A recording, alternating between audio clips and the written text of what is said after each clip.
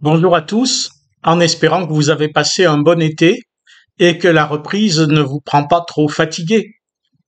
Pour ce jour, je vous propose un verset de l'évangile de Jean, dans une prise de parole de Jésus contre ses adversaires.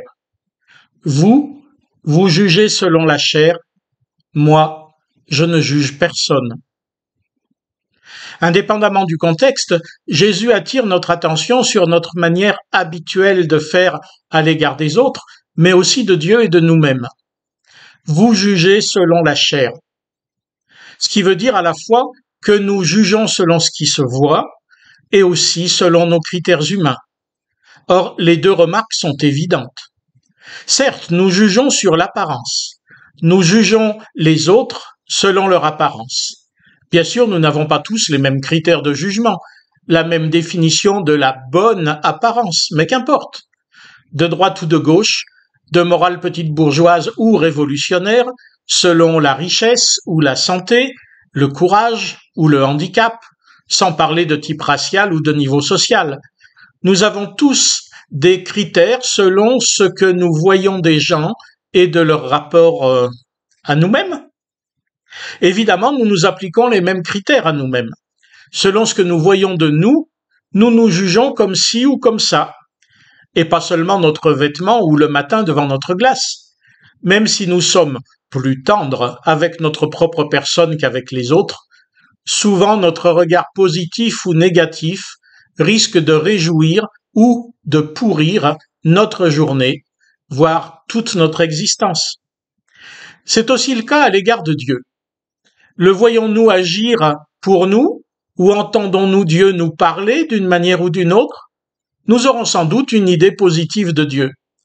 Au contraire, avons-nous l'impression qu'il est absent ou qu'il ne s'occupe pas bien de nous, des nôtres, de notre monde? Notre jugement à son égard sera bien sévère. Dans toutes ces relations, c'est que notre principal critère de jugement, c'est nous-mêmes.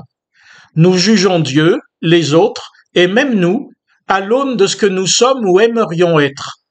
Nous n'acceptons pas facilement que Dieu ne corresponde pas à nos attentes, que les autres soient si différents de nous, et que nous-mêmes ne correspondions pas à l'image que nous avons de nous.